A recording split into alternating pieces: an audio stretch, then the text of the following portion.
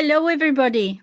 Okay, so here I am again with John Carter. We missed him last week. He's a rancher and he had things to do. What do you have to do about bulls and things? What? Well, we were working this time of year, working cows in the corral. We're gathering different herds, and bringing them to the corral to work to do all the stuff we do to them every year: wean calves, worm them, fly control, etc. Oh my goodness. Yeah, okay. So I thought it was funny. You're so busy and stuff. Okay, for those of you who join us for the first time, John Carter is someone that we have on Thursdays. And he tells us about the influence basically of, well, a lot of things, but basically of Freemasonry inside the Catholic Church, right? That's one of the things that we discuss. Yeah.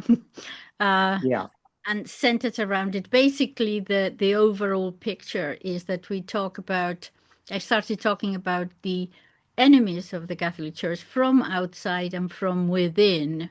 Okay, and secret societies are part of the enemy within. So, what are you going to tell us today about? What are we going to discuss? Ellie, I wanted to go over specifically wildfires in the Amazon and how those are used in a narrative form to control Brazil and to push the agenda. And it's actually how the revolution operates in the temporal world, um, through secular means. But the ultimate objective, is the total destruction of Western Catholic Christendom, which is already accomplished. Now they're just mopping it up, and including private property. And so we're kind of the last stand against the total takeover is private property. So this is through the lens of the Amazon, through an actual frontier, an agricultural frontier, and how they hide behind the guise of climate change and environmentalism to actually destroy us. Before you start, can you tell us again, because you said this last time, about you are American and you are in Brazil, a rancher there, and how you seem uh, Brazil seems to be a country totally kind of, let's say, taken over by the financial elite or whatever we want to call it. Can you remind us of the very generally, in just a few sentences, how you see Brazil playing into this takeover, basically? Sure. And I do have some slides in here to remind us. But Brazil is the only Portuguese speaking nation in Latin America. And there are more Portuguese speakers than Spanish speakers. That's how big Brazil is, how big its population is. It is the largest agricultural producer in the world.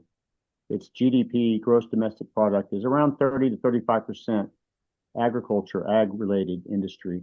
So it's a massive powerhouse, and that has been created not within Brazilian means, but with foreign uh, intervention since World War II to create that offshore production platform for what we're about to, I think, the next phase, what we're entering into. So it has been controlled from the beginning. It was Catholic monarchy that was handed over to the military, which really means Freemasons. That was in 1889, I believe.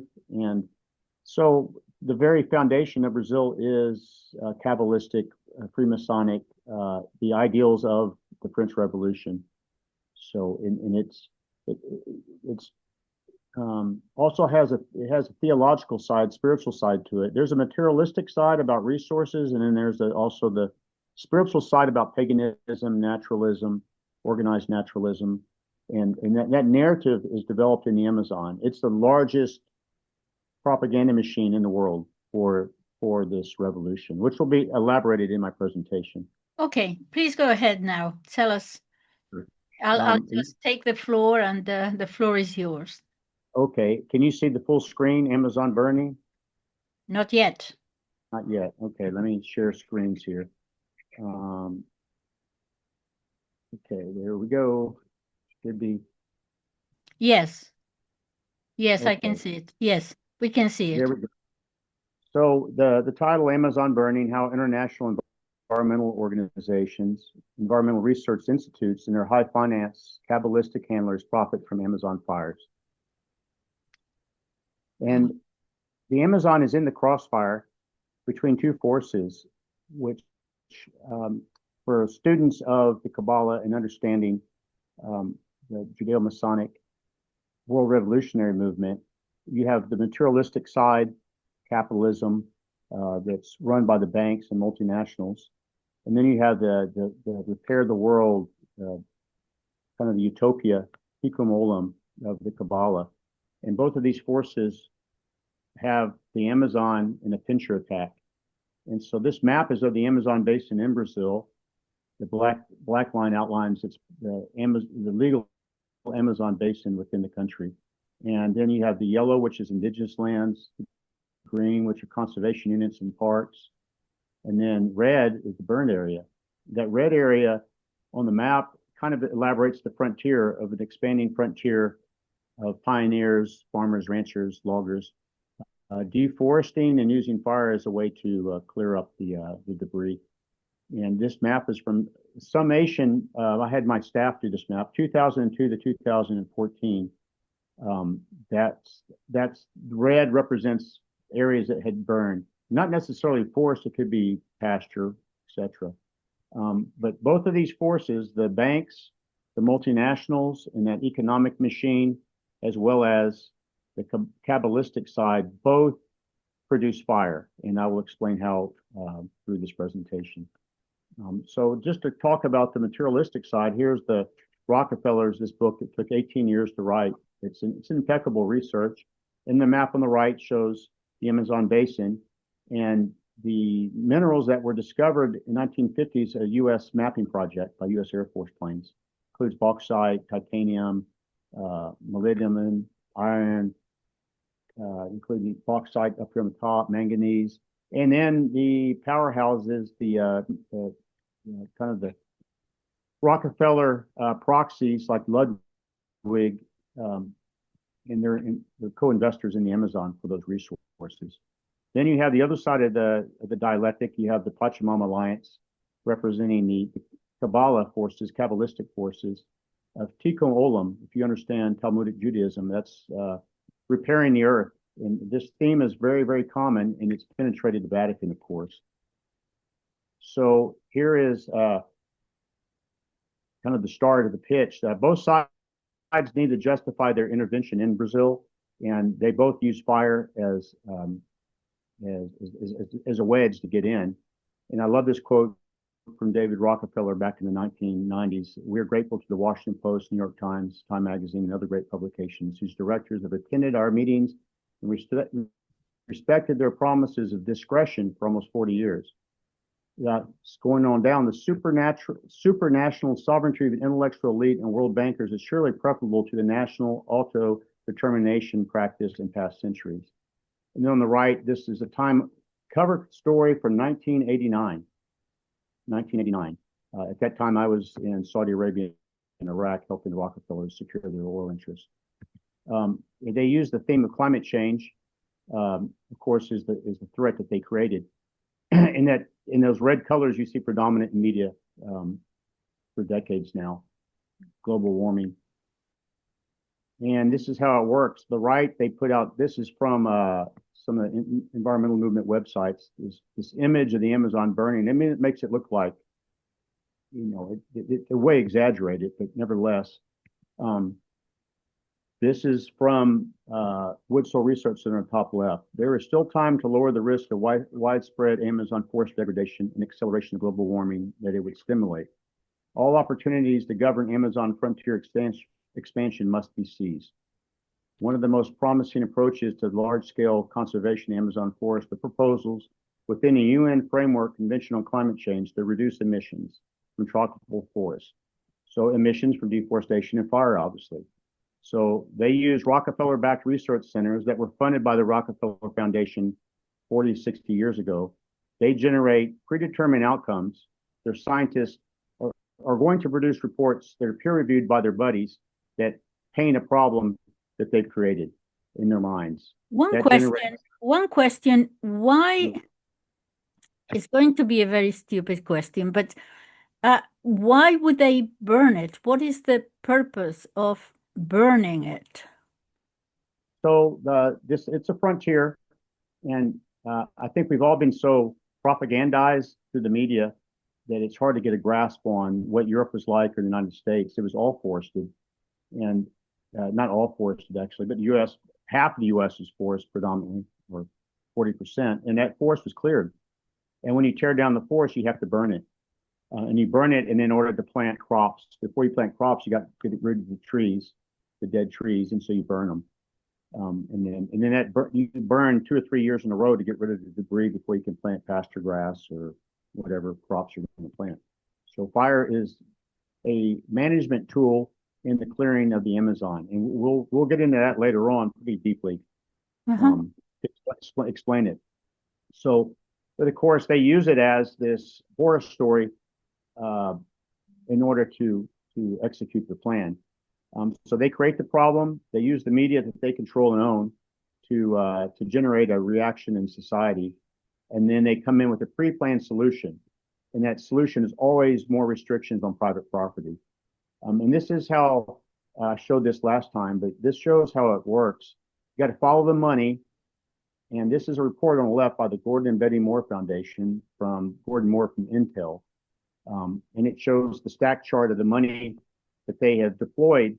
And this is a summation of 12 years, 2003 to 2015, $3 billion US, $3 billion to save the Amazon.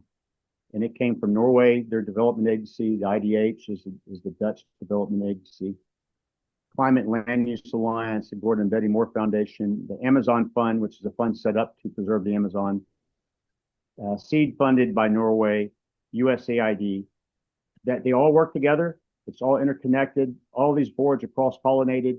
There's brothers and sisters and lovers, and I mean it's a madhouse of interconnections across this entire network. And the more we know about what is happening in the world today, I'm always surprised to see Norway. Little Norway is always there, isn't it? It was there during the Vietnam thing, helping is always. But why Norway? What do you know any? Do you have? Yes, to some extent. Yeah, Norway and Holland. You know, Holland's very influential too, primarily because of the expulsion of the Jews in 1492 from Spain, and that created kind of the financial seed for capitalism in Holland. Norway also has a big influence of through the royal family. I've read some books on it, but they're everywhere. Everywhere you see, they have a predominant position. So and also the Hague for the climate negotiations. So here you go to the UN, which they created on Rockefeller land in 1948, whatever, in New York. That then through a program called Sustainable Development, which was launched in 1992, in the first climate conference in Rio. There's a whole program that they're deploying in Brazil to lock up private property. There's a wizard behind the curtain, so to speak. Yeah. And so the big proxies, the environmental movement, you had the big groups, World Wildlife Fund, the Nature Conservancy, Conservation International, Environmental Defense Fund, National Wildlife Federation. If you trace back their origin, it all goes back to massive money. And that money that created them as proxies for themselves and the banks. So they're operating as proxies, almost as if they were special operations behind enemy lines, under the guise of environmentalism. And the big ones, like you see on this circle, World Wildlife Fund, Rainforest Alliance, Conservation International, World Resources Institute, etc., they create their own proxies in all the countries where they operate. And those countries always have resources. So they're deployed to countries like Brazil in order to shore up their resources and then to reduce the population of the people and deploy methods of eugenics within these countries. And so the bottom spear are local NGOs in Brazil, environmental NGOs, social environmental NGOs that were created back in the 90s by the CIA with money from USAID. There's one man that funded all these. He's now retired, and I'm certain he was an agent. And then that little green thing with that was a private lands movement that I founded in 2004, and we got to mirror this entire project because of their attention on private property, and so I started getting invited to go to a lot of these meetings. But on the right, you'll see the column of their media that support the scientists. So the scientists produce, I say, fake science that's then promoted through the media to create the reaction and maintain the narrative. But the funny thing is, they talk a lot about fire, but you go all the way over to the left of that, where the star is, they don't have any money allocated to fighting fire in the Amazon out of $3 billion. No money. $3 billion and not a penny dedicated to fire prevention or yeah. So that says where their true interest is. This is a quick snapshot. I've got lots of slides. I'm going to run through them, but this is just to give background to what I'm saying and support what I'm saying. Instituto Socioambiental is Social Environmental Institute. It was founded in 1994, right after the Eco 92 conference in Rio. They have a lot of hype what they do, but actually their mission is to control Indian reservations and Indians. It's to keep them on the reservation and use them for this higher agenda. The institute on the right, it's funny, they're all called Instituto, the Center of Life Institute. And you can see the one eye sign, the little one eye Kabbalistic Freemasonic sign right there in their logo. The one on the right. The one on the right. Yeah. Yeah. I know all these people well. I mean, I've been in dozens, if not hundreds of meetings with them since 2001, roughly. And what's interesting is that they say we seek to disseminate innovations to give breath and influence other actors. So what their job is to serve as lobbyists and infiltrators inside government. Then you got another one, Instituto Amazon.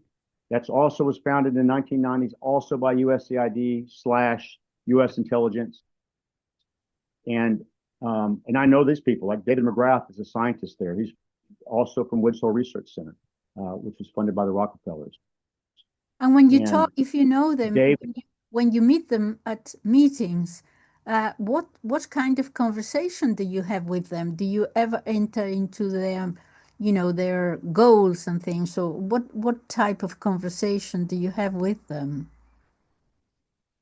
Well, for the first 11 years, roughly, I didn't have any other conversation other than believing their rhetoric that they were going to create incentives for private landholders in the Amazon, that their whole intent was to create financial incentives for farmers and ranchers that keep forest standing. If you clear a forest, your land appreciation goes up 4 times. So there's a massive economic force to clear. There's no incentive to stop it. And the landowner group I founded said, well, we'll do the right thing, create standards, and be transparent, and you can measure our impact, but you have to supply us with some sort of financial incentive over the years. And they never came through with it. And this is what the big players, the major players behind all the climate conferences, the people behind the whole thing, they lied to us. And then once I figured it out, they asked for all our data in 2015, in November 2015. They wanted all our data for the UN. But prior to, I think it was the climate conference in France, in Paris. And I said, no, I can't. It's confidential. And we had all our funding cut by all those groups I showed previously within 3 weeks. They cut all our funding. And I said, all right, something's up. There's something very deep and sinister to this thing. And that's when that was 9-10 years ago, I started to read profusely 2 to 3 books a week until I figured it out. Now I don't speak to them. This is the first time I've ever come out publicly in any way, other than a small group talking about this, for instance, because it's very, very dangerous. It is indeed. So you see David McGrath, his sister is a journalist at National Geographic. You see how it works? So he's at Science. He points his finger to where she can go do stories for Nat Geo, who's also controlled by, the same folks. So Here's another group, World Resources Institute. It was created by George Woodwell, who was one of the top eugenicists back in the 60s. He founded various environmental groups for the Rockefellers, and this is one of them. And they have a key focus on Indians. The Indians are they're very important for the dialectic. You use that narrative: bad white people, bad Catholics, kill Indian, and that's what they do. And then they tie it into climate. However they do that, they're magicians. They actually are magicians. And then you got Greenpeace campaigning against McDonald's, when McDonald's and Greenpeace are probably the same thing. But they create this false dialectic that ends up not hurting McDonald's a bit. It helps McDonald's because they get to buy beef cheaper from the slaughter plants that end up buying it cheaper because they have embargoes in the Amazon where you can't ship your beef, and then the price goes down. Then they lift the embargo, then they buy the beef cheap. See, and that's how they, in their rhetoric, you can see the fire. They're always using fire in their imagery, always. So here's the Nature Conservancy, which is a proxy for Goldman Sachs. The CEO of Goldman Sachs, the CEO, which would be the epitome of someone's career in finance, to be the CEO of Goldman Sachs. Sacking, like financial sacking, looting, not the Jewish name Sachs. The Nature Conservancy is kind of the driver behind the State Department globally, the U.S. State Department. They call the shots at the embassy. A supposed conservation group. No, they're an investment bank, but this is one of their propaganda pieces in the United States, where they say that people in the Amazon really prefer to come under regulation. They need regulations to maintain their livelihood. So they sell this lie to create this image that, John, I would love you to come in here and regulate me to death. And that's what they do. So here's a kind of a summation. This is in Brazil Gov News, which is probably part of the Rockefeller propaganda dynasty. But it shows how the Amazon Fund, which was supported by Norway, I don't remember how many billions of dollars it is, but to stop deforestation and fire in the Amazon. Our name's not on here. The nonprofit that I founded, you will not see us on this list. But they do have the Rockefeller Woods Hole Research Center's Brazilian proxy, IPAM, the Amazon Environmental Research Institute. You'll see BBC Media Action, Climate Policy Initiative, Earth Innovation Institute, Environmental Defense Fund. And where that red arrow is, you'll see a website called Manga Bay. And we'll talk about Manga Bay later. National Wildlife Federation, Rainforest Foundation, Sting. Sting was involved in founding that, the Nature Conservancy, etc. So this is the cluster of organizations that get the money from Norway. And it makes it look like there's so many organizations, everyone's participating in this great party. No, it's all organizations were founded by the oligarchs.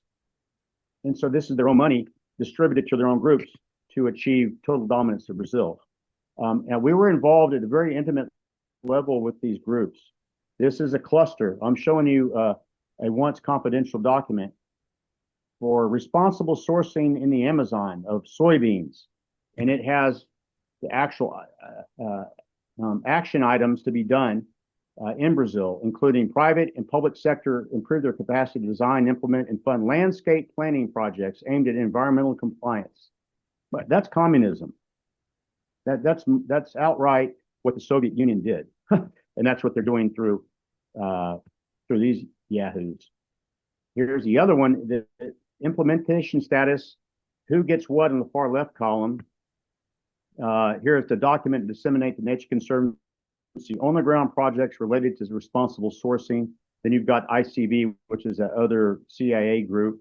And then you got me and my group at the very bottom left, where they wanted to expand 300,000 hectares, which is about 750,000 acres of our land registry of private lands, creating our own seal to be transparent in how we produce, to show that we do preserve, we do care about the environment, we do care about soil conservation, water quality, we care about our employees, etc. And we're not saying so, we were proving it behind a seal. And that's why they granted us access to this money. And that was a mistake. Anyway, they need a problem to justify the control grid for private property. So they created a sophisticated global communications network to do so. And in this case, Manga Bay is one of those sites that gets funded from the Amazon Fund from Norway. You can see that red arrow. Which one? Manga Bay, that red arrow on the screen. screen. Yeah. Yeah. So here's something they publish on their website. Record Amazon fire stunned scientists. This is in 2017. It's a sign of sick, degraded forest. So they will publish this. They seed it. It's seed. Then New York Times, Washington Post, all of them will get that link. And then they will elaborate that into, force multiply that into an international. That's how they do it. And so, that this is the article on the right is 2017. The article on the left is 2017. You see, so they'll seed it through this group that's run by U.S. intelligence. I'm certain for sure. So here's kind of who the command and control are. We're going to get into the fire right now, but behind this massive control grid that it exists because of a false problem. If you take away this lie, they don't have control of anything. So they have to keep the lie going. But it's made up of predominantly people on this screen that we're looking at all went to Harvard, MIT, or Yale. And I will not say names. I know all of these. I've met every one of these people personally, except for Obama. So on the left, you've got intel agents that worked with the Peace Corps back in Paraguay back in the 1960s during the revolution at the Vatican, and also the revolution of the hippie free love movement. You've got Prince Charles, who's now King Charles, who I met with. You got Carter Roberts, the CEO of World Wildlife Fund, whose prior job was marketing at Gillette and Procter & Gamble. So that tells you what he does at World Wildlife Fund. You got going around the circle, Al Gore. You got your climate czar with Hillary Clinton. I had dinner with him in Brasilia. Todd Stern. Above him, Schwartzman with a guy named Chico Mendes, who was he was like Greta on steroids back in the 80s and 90s.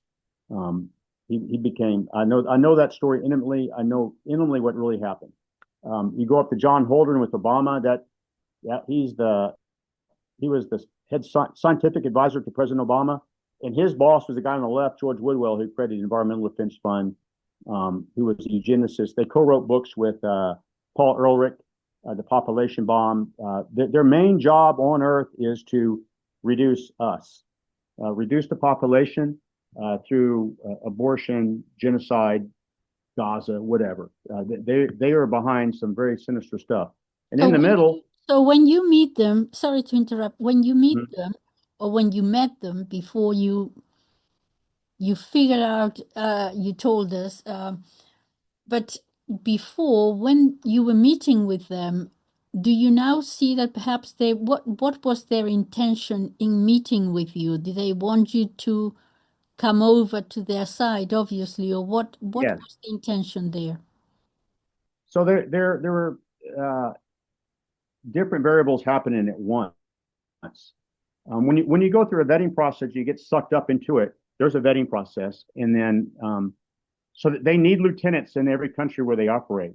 They need lieutenants. They need people who are bilingual, bicultural, who understand the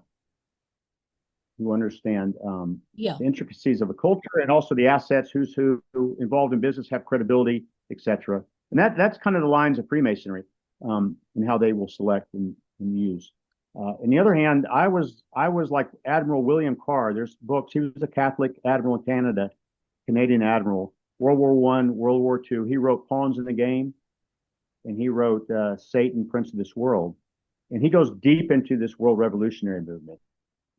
And so I was a pawn. You get sucked in by their lies. John, we're going to help you. We love what you're doing in the Amazon. We're going to help you. We want to stop deforestation, and landowners are the way to go.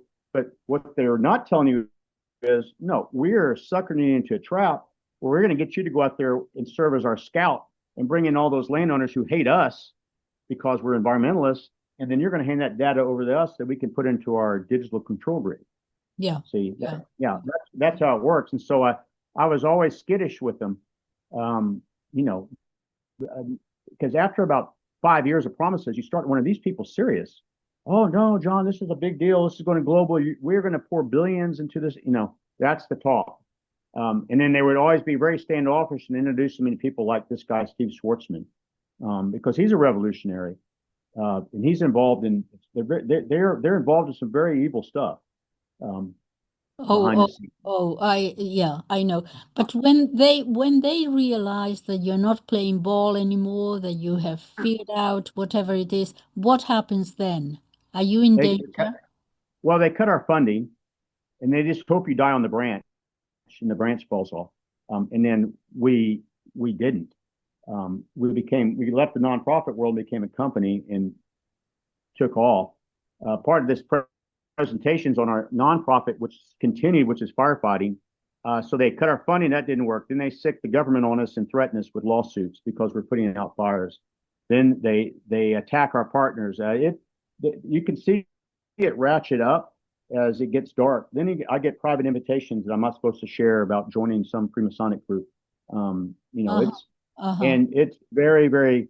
I mean, it's sinister, but I wouldn't say it's scary because once you understand it, they're simply a part of uh, what we're supposed to understand as Catholics. you Yeah, know, yeah. we're supposed to stand up to these people, and But the and this guy in the squeezing, middle, but the mhm, squeezing continues all the time well, until you, constantly. like warfare. It's like lawfare. It just Yeah, continues on and on and on yeah, until you can no longer fight, I suppose. yes, yes. And then if it comes down to where they can't get rid of you, um, I don't, I there. That's why they have car accidents.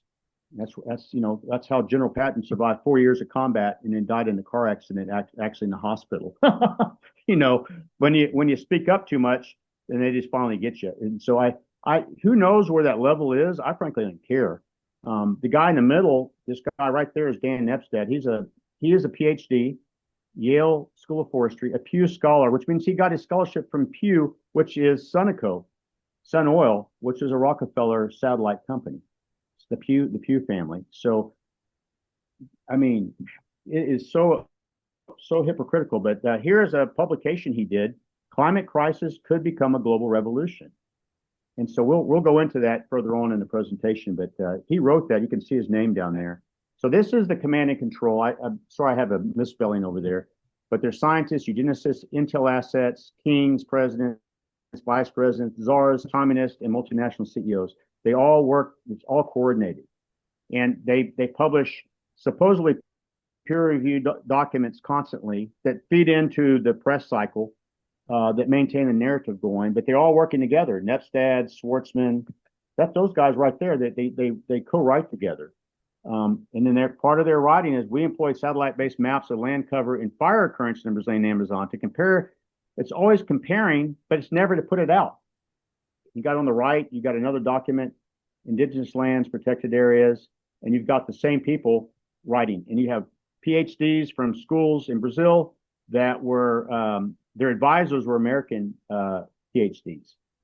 So they just create a subset in the developing countries.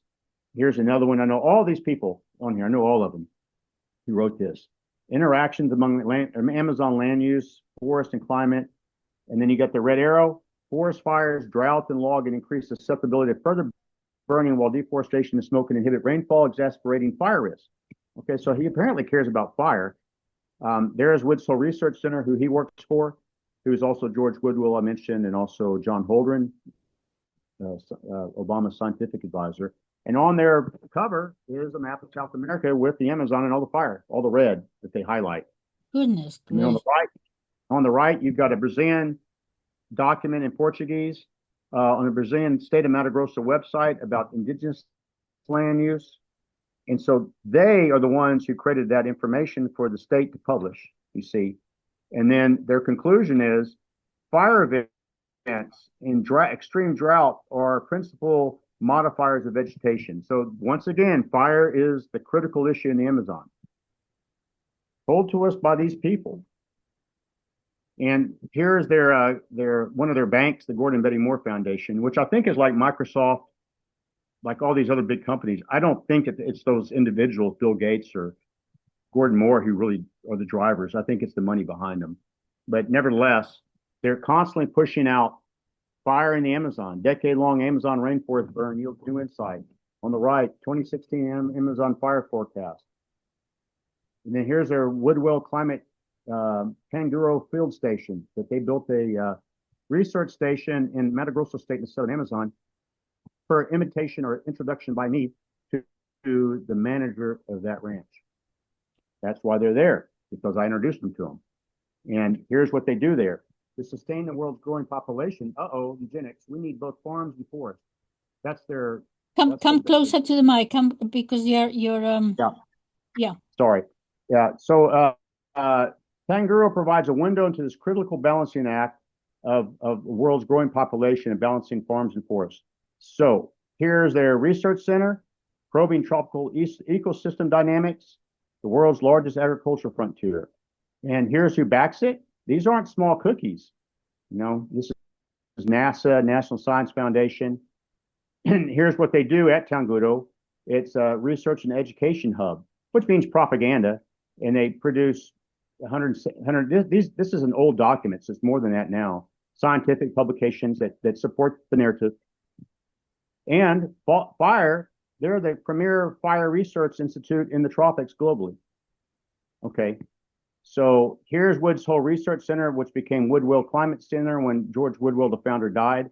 The bottom left, red arrow, John Holdren became the head of it before he went over the head, be a scientific advisor for President Obama. On the right is Dan Nepstad, who is a protege of John Holdren, who co-founded my nonprofit in Brazil with me. This guy right there. And his main background is in fire prevention and fire research in the Amazon. That's his entire livelihood. Okay. So then we go over here to how the Americans, then they create their Brazilian proxies, and they always had, because they hide behind these, they use these proxies to make it look like it's not a monopoly. And so here's the most famous Brazilian researcher, Carlos Nobody, who works for the National Institute of Amazon Research in Brazil, who recently was became a member of the Royal Society, which anybody knows about the Royal Society, it's Rosicrucians. Yeah, yes. You know? Yeah. Mm-hmm. Yeah. And then at the bottom in Portuguese, talks about Carlos Nobody, quote, fire is used by criminals and squatters, and it is the most serious threat to the Amazon biome. Okay, he is saying that fire is the most serious thing. And then here's Dan Nepstad in an article in CNN, The Myths and Truths About Fires in the Amazon, where he talks about the Amazon forest is on fire. It's reaching a tipping point. And then you go down to the bottom right, is the Amazon forest doomed? The good news is that the most damaging fires, those that burn virgin forest, are the easiest to put out. So apparently he wants to put them out. You go to Nature magazine, you're going to see another a document that's produced by Dan Nepstad and his cronies talking about fire in Nature. You're going to see his buddy Carlos Nobody again talking about fire in Portuguese, incêndios podem acelerar a salinização da Amazônia. So fires can increase the savanization of the Amazon. Very, very serious, he says. Then you've got, this is in the JSTOR daily. Can fire destroy the Amazon? So this is all they talk about. But why don't they ever talk about putting them out? And why don't they spend a nickel on actually funding firefighting? Right. So this is why they don't want to put them out. So this is the state of Mato Grosso, which in Portuguese means thick forest or thick shrub. It's a southern state of the Amazon basin. The north is going up. This is where I lived. On the far right, you'll see a yellow pin that says Esperança. That was our ranch that we subsequently sold because of the battle that we were underwent here. I can't all see those it. other. I can't see it. Where? Oh, Esperança. It's on the right. And then you'll see in the big blue or International Bingo. Bingo is big environmental groups, Environmental Defense Fund, Conservation International, Greenpeace, Nature Conservancy. That's where they have projects or bases. So the pins represent the CIA-funded intel groups, the Instituto Centro da Vida up in Alta Floresta. Achix is one inside that big green park. That's 7 million acres of Indian lands. That I know the Indians well, very close friends with them, and we have firefighters inside that park. Then you see Tangudo Research Center. See, that's just southeast of our ranch. That I got them there. I opened the door for them to get there. So we're surrounded by these insurgents. And this map, when you bring it up, you see the influence that these foreign assets have in Brazil, mainly in my own backyard. It starts to make sense. You go to this fire is at Esperanza right there where our ranch is on the right. This is me flying in my airplane over hundreds of thousands of acres, a portion of which was. Can't hear you. Can't hear you. Come closer. This is me flying back in the early 2000s over forest that of a fire coming towards our forest right there. See, that's in this area right where Esperanza is. Yes. On the right. Yeah. So that's me flying within 2 minutes north of our ranch. And that's what happened to our forest after it came through us and destroyed our forest. They destroyed it. And it was started by squatters. We lost 10,000 acres of forest that we preserved. We did not let anybody log it. I created a tourist business on top of it. We even won the Outside Magazine Trip of the Year for South America, using that forest as our key product. And when was this? So in the early 2000s, that was, you say? This went in early 2000s. Yeah, this actually happened in 2007, 2008. What happened to it? I mean, it was burned completely, and oh, it's gone. It's all been torn down. It got invaded by squatters. We became a target of organized crime. And this is a 3-minute video I wanted to show. It's a documentary done on this, and it's got legends in it. And so this happened because the nonprofits that I already knew, all those nonprofits, I contacted all of them: Greenpeace, ESA, TNC, the Nature Conservation, Greenpeace. I called them on their cell phones and said, I need help. We are under attack by squatters and land grabbers because I've been helping the Indians and they're punishing us. And do you think that they helped me? No. You'd think they would. They cared about the forest. They could use it as a major campaign globally, but nope. No, they turned their backs. No one replied to you? No one replied? No.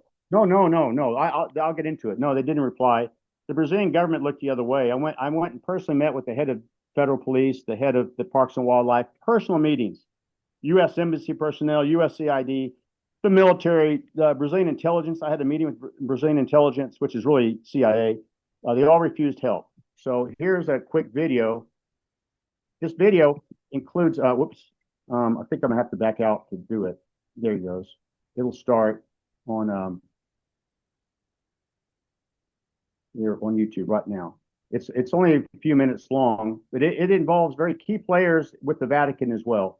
And the area around our ranch used to be owned by a Vatican investment bank. Here we go. Can you see it? Yes. Yeah.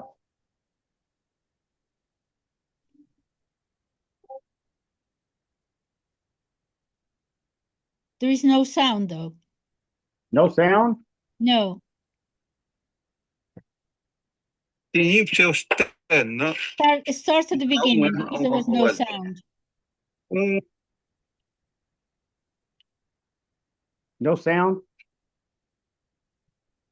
Can you hear it? Yeah. No, not yet.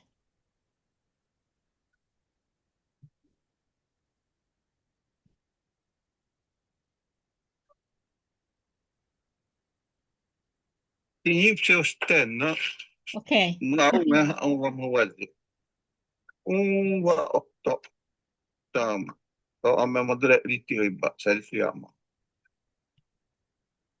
I came here the first time in '93, and all this region is forest. I fell in love with it, and I said, "This is the place for me. This is where I landed. This is my home." On my GPS, the waypoint's called home, and it's being invaded right now. It makes me mad. They came to my forest, and they burned me down, destroyed all the investments I made.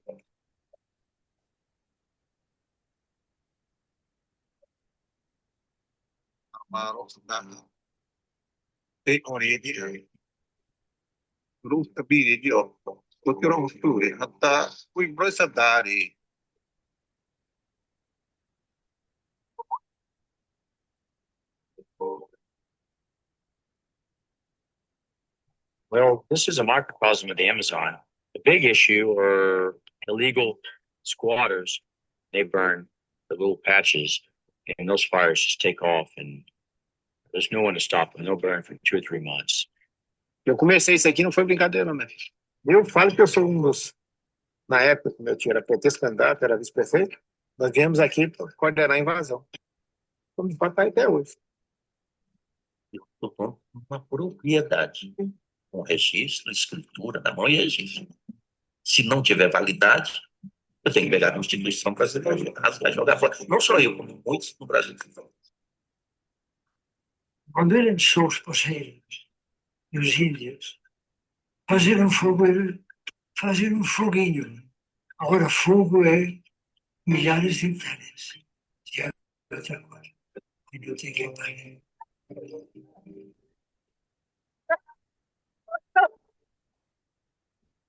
Diari, wahita nuni, kering mana dia tudri waktu menguak. Oke, itu ni apa? Oke, itu kita baru kami kamu tarik misi.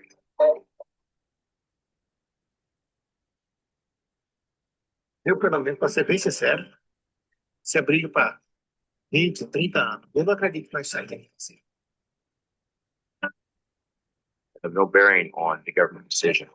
But I do know that I have to live here in the middle of this wildfire, and I opt to fight. I'm sorry to be that. I know that the No, that was sound didn't come through, but you can read the subtitles though. Yes. No, it was only at the very beginning that we couldn't hear, but then we could. That was a young you there, right? That was a me before the stress. Yeah. And that the last gentleman, that Don Pedro, was a bishop of our diocese. He was the one of the leading liberation theologians of Latin America, communist, Spanish priest. He was a Spanish. I don't remember what order he was from, but he co-wrote with Leonardo Boff, who's an ex-priest, the Laudato Si for Pope Francis, which is just a Roman translation of the UN Agenda 21. So they are very influential in this entire project. They would work. Let me get up to here. They would work together with these other groups, ICV, OPAN. You see on the far right, CPT. Yes. That's where Don Pedro Padagia, he lived. I knew him. I met him many times. And that was a group he founded that would have projects together with the environmentalists, with eugenicists, with people who wanted to kill people who support abortion. That's the revolution in action. And so here's a document from just last week, I believe, on Vatican website, where you can see Leonardo Boff is given the Pan American Ecclesial given some award, Laudato Si award, and so he was partners with the guy in that video with the bishop. So that's the people that we're working with. After the fire, Hold on. So there's this priest there, these bad priests, yeah, the infiltrators, sort of, and they're working with these companies. Okay, and hold on, yeah, Ecumenical Patriarch Bartholomew first received award. The Order of Friars Minor honor the Ecumenical Patriarch of what is that? Constantinople, alongside theologian Leonardo Boff. Okay, the Pan-Amazonian Ecclesial Network, and the Laudato Si movement. Okay, and that is the movement that you are referring to, right? That that this belongs to. That yes, they are working hand in hand. That bishop is friends with Leonardo Boff, friends with him. The bishop in that video, I went to personally and said, "Would you please help me with the land invasions?" And he refused to because I was a rancher. And he also said that in the video, he says, "There's no way to put the fires out." Even though we were actively putting fires out in the region, we'd started our own firefighting units. So I just put this in there to show how something from 2006 and 7 in the Amazon is directly tied to the Vatican today, and with the current Pope as well. So This is part of the Hold on, revolution. hold on. Tell us more about that. So it's with the Vatican Bank, with the Vatican what? How are they connected? So at our We ranch, know about the Vatican north of- Bank and all that. Okay, so yeah. yeah, at our ranch to the north was a piece of property that was called the Suyami Sul. It's very famous in Brazil. It was millions of acres, millions of acres. It was partially owned by the Vatican. And it was common knowledge in the region, and that's why the Salesian missionaries were used to take out the Indians from there in the 1960s. The Indians were in that video. So I don't know if you can hear me. That's a bad rainstorm right now. Yes, I can. Yes, very well. Yeah. So that our area in the Amazon, the land to the north of us, our fence neighbor, was owned partially by the Vatican, with the bishop, who's a liberation theologist, leading part of the revolution in this creation of this new church and new theology. So they work together with secular atheists in the environmental movement. That's what's crazy. They're working in tandem together. Because so the liberation theology is this thing that happened in the 1960s in Latin America, and it was all sort of, well, basically trying to, bunch of communists, trying to get away, pretending to be Catholics again, but really using the church in order to get. That's correct. And that was in the 60s, but there he is right now getting an award in 2025. So it hadn't gone away. It's just that they're coming out in the open now that they've taken over.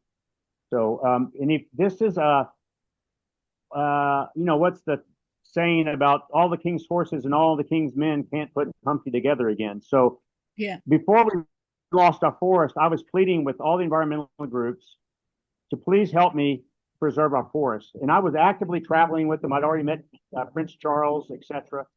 Nevertheless, they had the gall to ask me to do a fundraising trip for World Wildlife Fund to take them to the Indian reservation that was to the west of us. Because I had been adopted into one of the tribes. My family, myself, were very close with a tribe called the Kamayara. And I flew these people in on this list. This is an actual email from World Wildlife Fund back then. And the reason they were doing this is this was prior to the Copenhagen Climate Conference. So they wanted photo ops. And I will show you how they used it later on. But this is actually an email to my wife coordinating the trip. But read it out. Yeah, on the very bottom, you can see the people. Carter Roberts, the CEO of World Wildlife Fund. Roger Sant, Larry Linden, billionaires that support them. Christian Sumter, he was at that time the curator of the Smithsonian Museum. The curator. Oh. Then you got Dan Nepstad, who's a scientist. Jason Clay, who's head of markets for World Wildlife Fund. So I took them to the Indians, and during that trip, at our ranch, at our headquarters, our forest had been invaded by land grabbers because I had helped those Indians in that video. And I told them that and flew them over it, and they did not help me, didn't do anything. They don't care about the forest, they care about the revolution. So after that trip, I had enough. I knew that they were corrupt. I knew that they were incompetent. I knew that they were corrupt. I had no idea that they were a revolution. I had no idea. I didn't even know what it meant.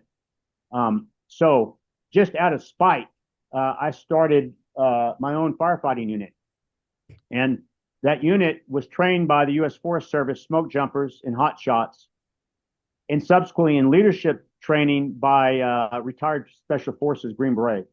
So we created a group of badasses, of tough men, and now we have some women as well. But they started putting the fires out, and this group is an indigenous Kamayara unit in the Xingu National Park, and we started putting fires out inside the park, and then we started expanding to taking over state parks. This is one of our units that runs most of the state parks in Goiás State for firefighting.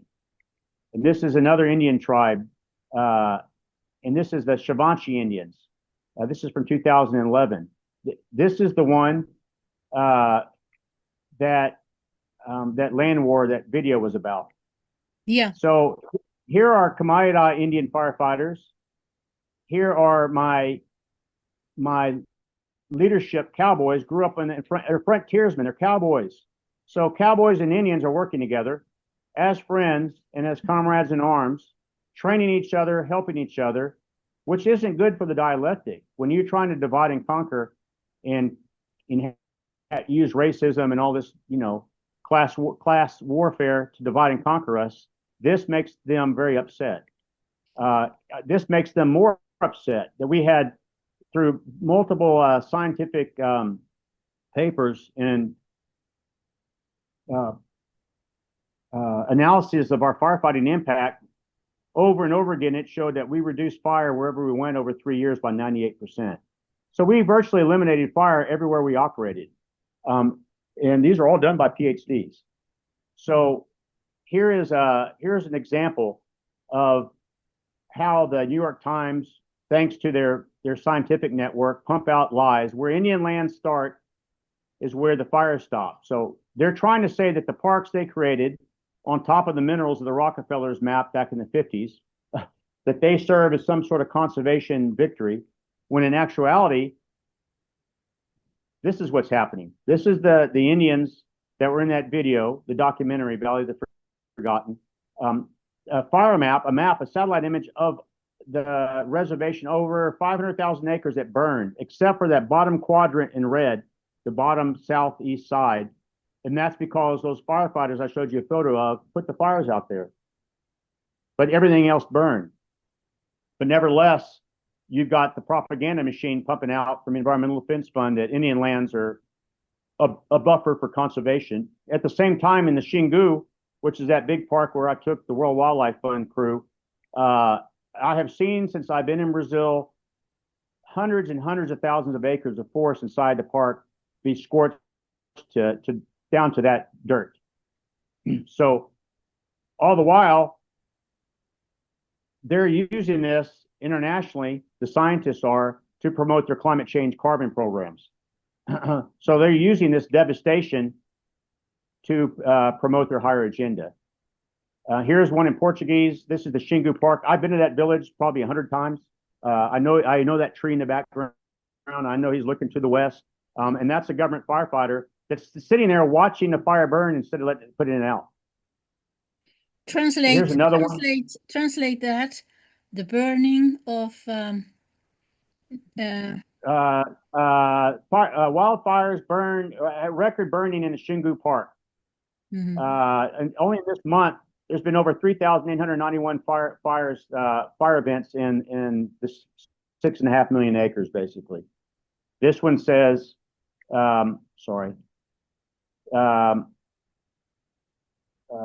fires, however many thousands of hectares of vegetation in the Xingu Indigenous Reservation in Mato Grosso.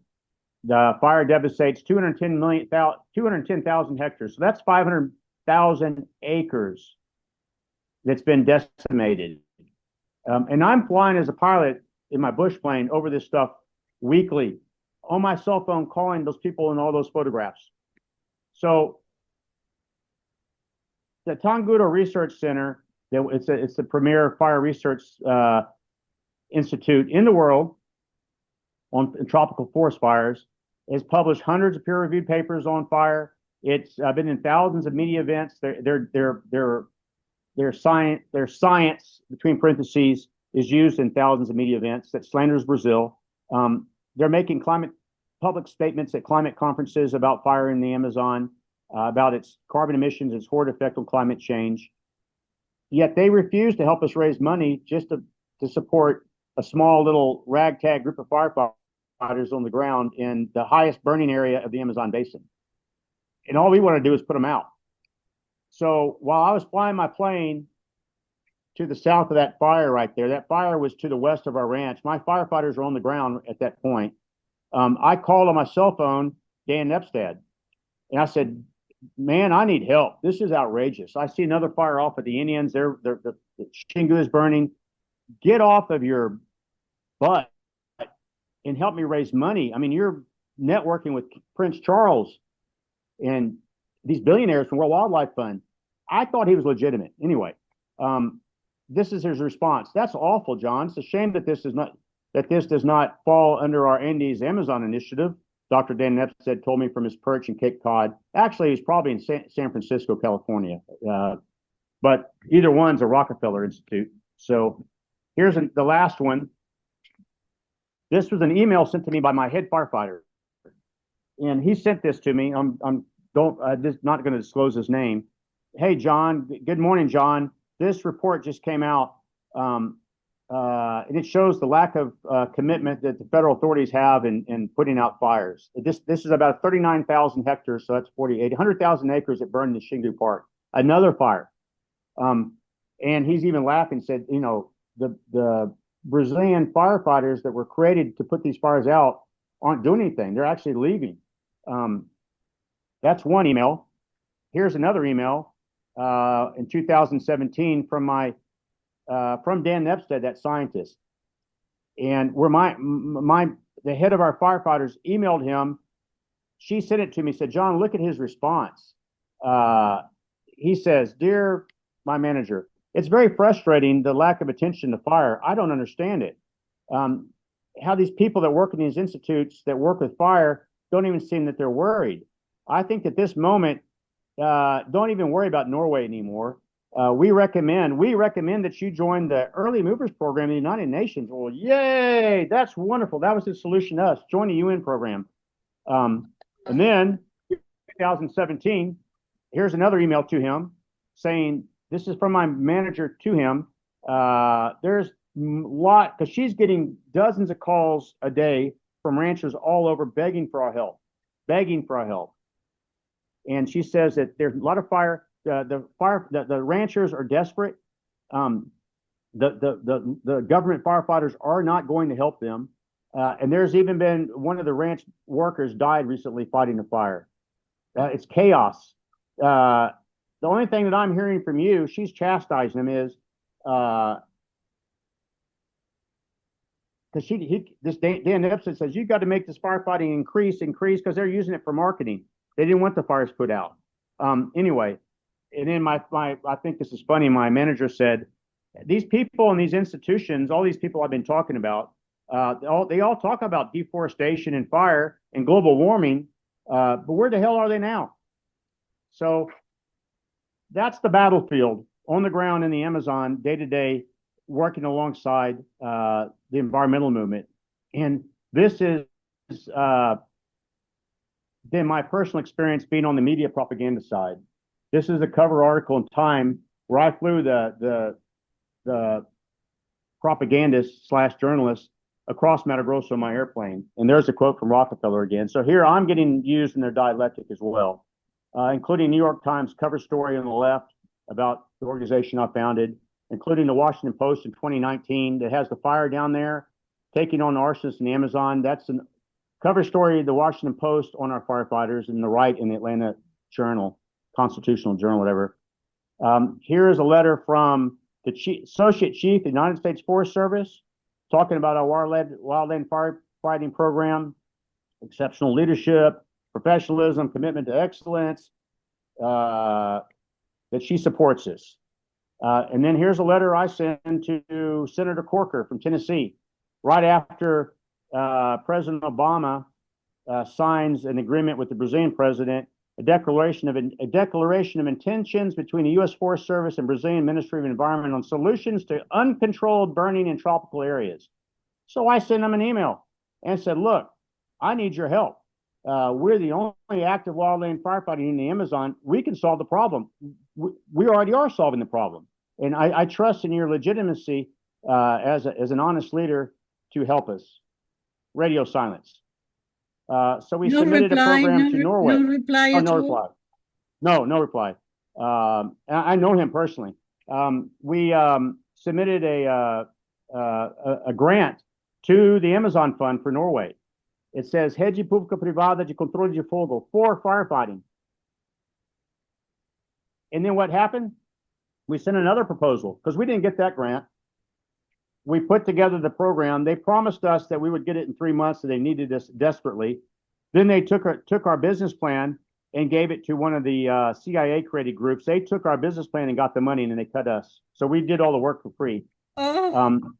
And then here's another grant that we applied to the Gordon and Betty Moore Foundation for $250,000, strengthening local communities to face forest fire in the Amazon. There's our email, my emails to the head of the foundation on the left, or to their project program heads. As soon as we got that money, Leonardo DiCaprio, aka World Wildlife Fund, launches his own nonprofit to work in firefighting in the Amazon and gets $5 million of his own money to start it. And then he calls it our name in Portuguese.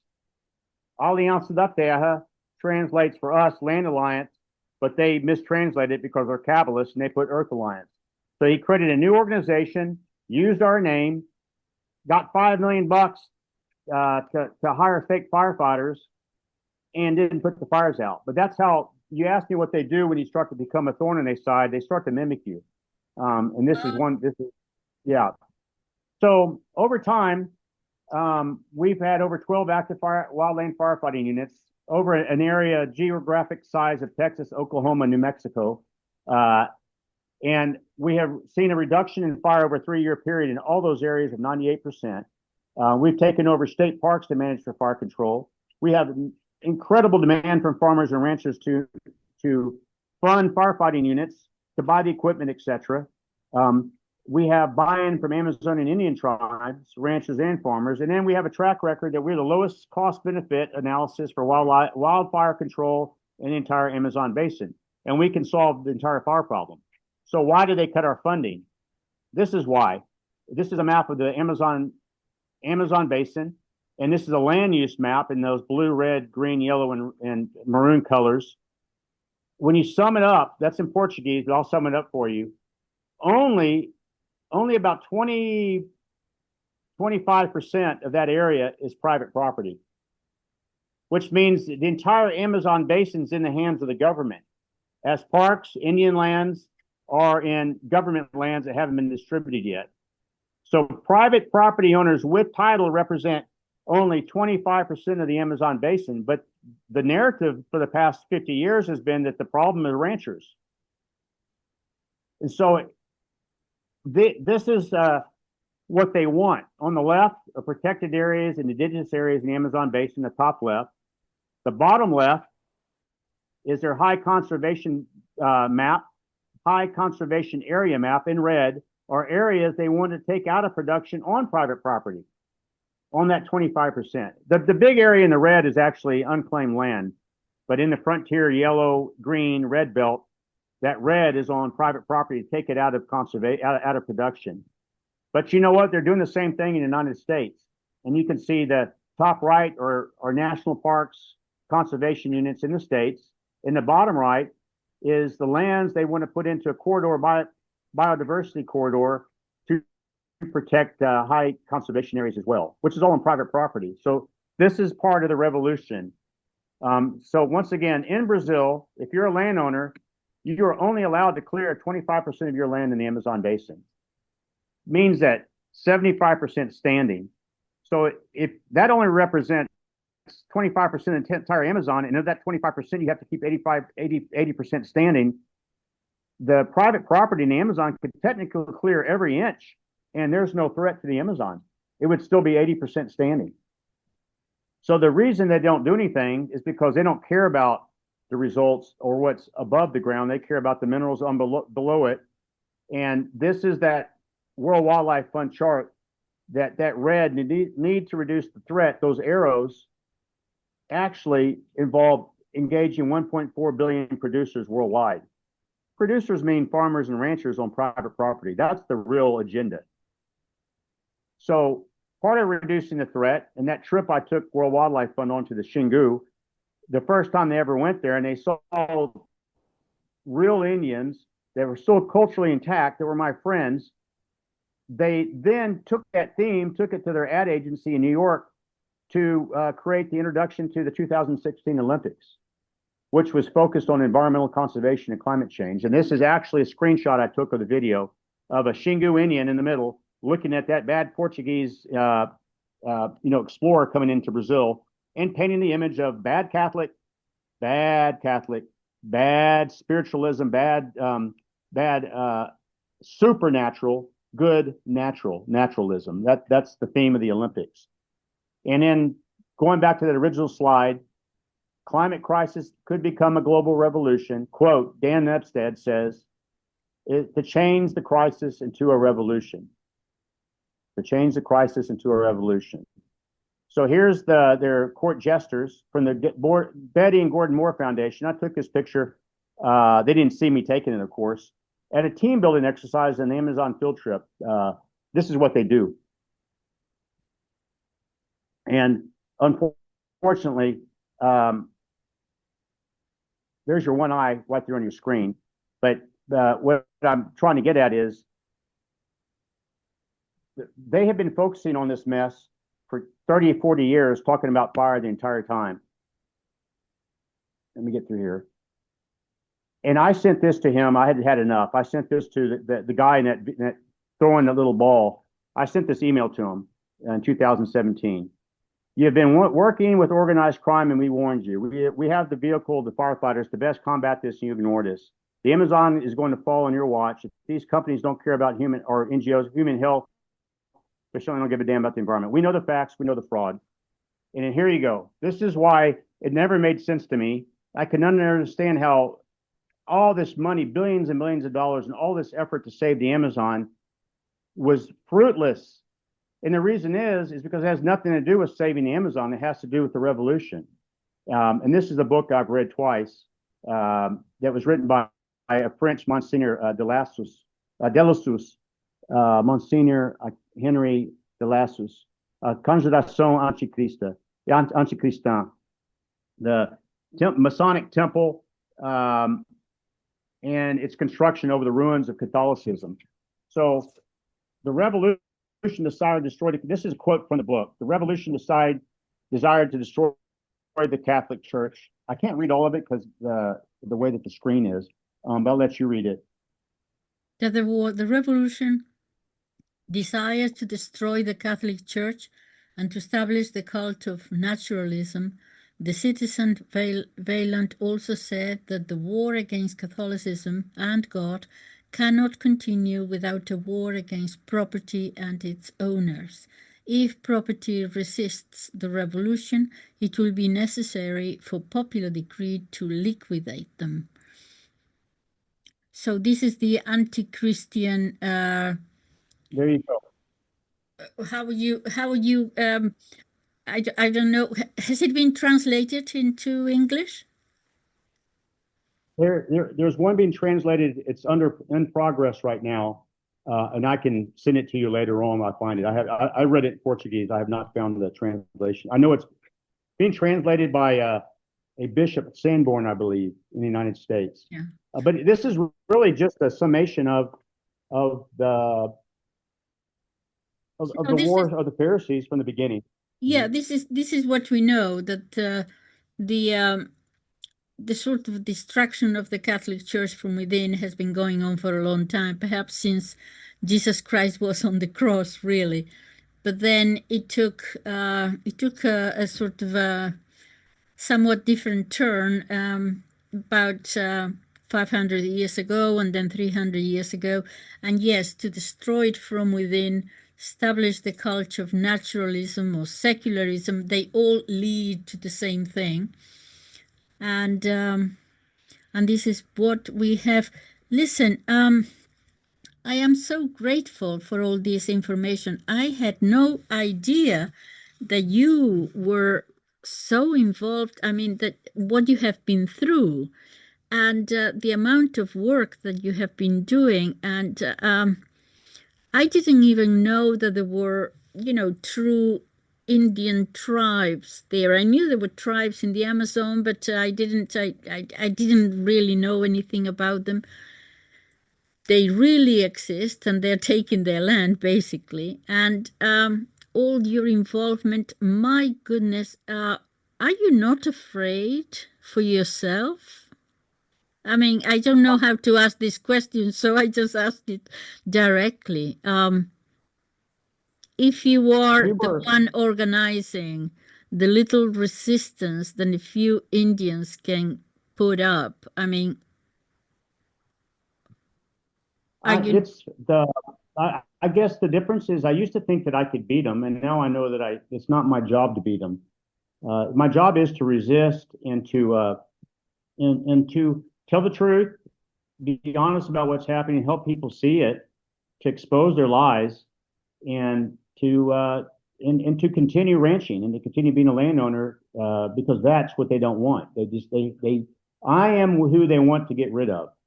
And so as long as I can stay in business and help maintain jobs for our wonderful employees, wonderful cowboys and staff, and take care of animals and take care of our land, because we love people and we love nature and we love our vocation, and that ultimately we're the last line to fall before the revolution. They've already taken over the church. I mean, the church is it's been, it'll never be destroyed, of course, but that it's in its passion right now, there's no doubt. And I was blessed to have the good Lord gave this to me in bite-sized pieces I could digest, because if I bit it off at once, I would have run.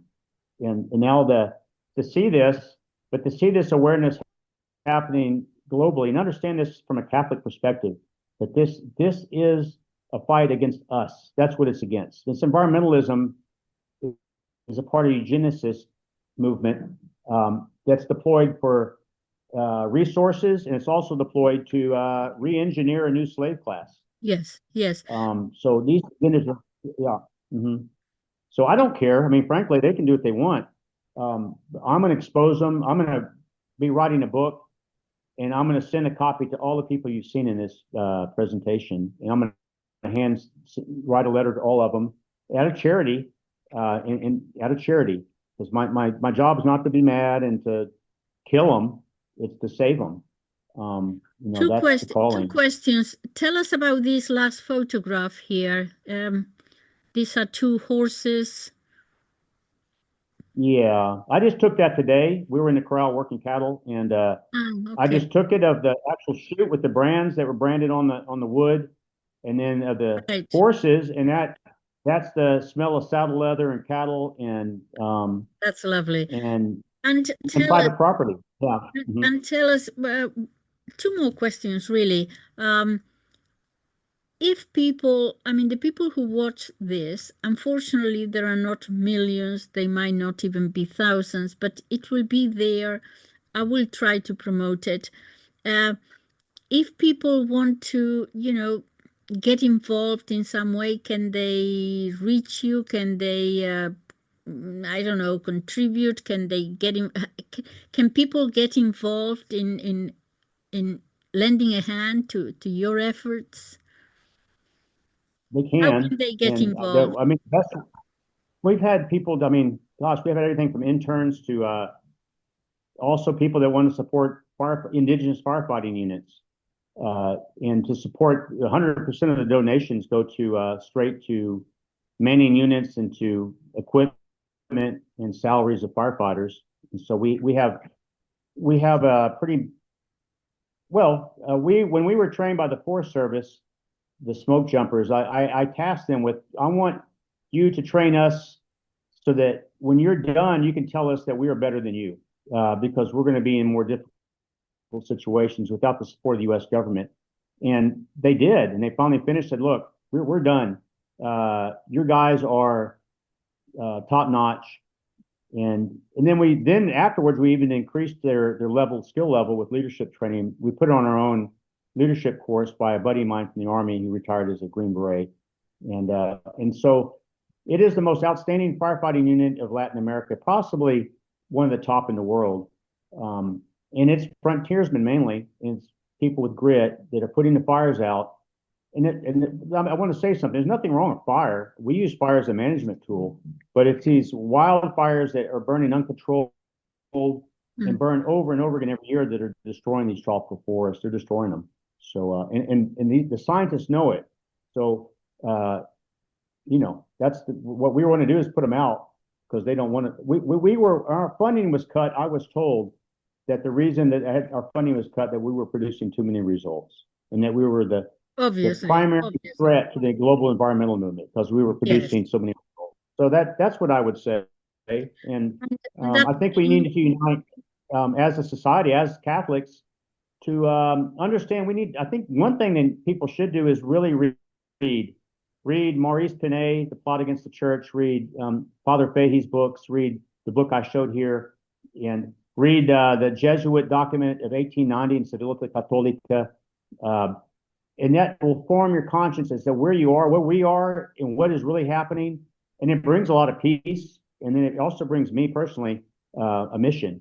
And it just strengthened my faith beyond measure. This whole process is, there would be no way to handle this if you didn't have a way to see this through a Catholic lens. And through the Catholic lens, like, okay, now I understand the Protestant Reformation that then led to revolution, the French Revolution, and then led to today's, total collapse of society as we stand now, and whatever's coming next. So I think the story behind Fire in the Amazon is really a story about it's a metaphor actually of or a symbol of the burning down of the church, and but the green tree will come out again. Holy Mother Church will reemerge stronger than ever. This is just the heresy of all heresies we're undergoing right now. So modernism. Yeah, listen, one thing. Can you send me via email? You know how to contact me. Can you send me how? Mention these books so I can put it in the description box for everybody, because otherwise we are not going to remember it. And sure. any address, any email, any website, any form that people may contact you directly for more information. If you could send me that, I'll put it in the description box, because people after our conversations always ask in the comments, how about how can I get hold of it? People have questions, so perhaps they can, if you have an email, a public email, not personal, something like that wherever people can contact you, just send me all that information to my email, interpretandtradition@gmail.com, and I will put it in the description box. Okay. Okay, I'll do that. And thank you for letting me share this information. It's a great service to me to be able to speak. I'm really speaking for my friends, Brazilians, and the Indians and the ranchers and these wonderful people. I mean, they're wonderful people, and they don't have a clue what's going on. And so I'm, just the cat's out of the bag, so you can't put it back in the bag. Right. Absolutely. Absolutely. I will try to promote this video to see if I can, if I don't have problems with YouTube. You never know what they cancel and what they like or don't like, but I will try to promote it to see if I can get as many people as possible to see it. But do send me that information so I can ways that people can ask you questions more than through the comments, that they can ask you directly and see how, people can help in some way, whichever way. This has been really, really wonderful, a wonderful presentation. I don't know how to thank you, John. I really, really do. I wish I could have millions of of views and followers, but anyway, we all do what we can, and I do what I can from here, which is just a tiny channel. But let's see if we can get more viewers to be interested in what is happening there. Oh my goodness. Anyway, thank you so very much. Shall I see you next Thursday? Do you have more info for us or not? Sure, I'll be happy Tell me when you want to stop. I don't want to force you to come every week. Sure. No, I mean, I'm just John. I'm not, I don't want to make up any content. That's what this elaborating on pain. Oh, you just froze there. Oh, okay. Yeah.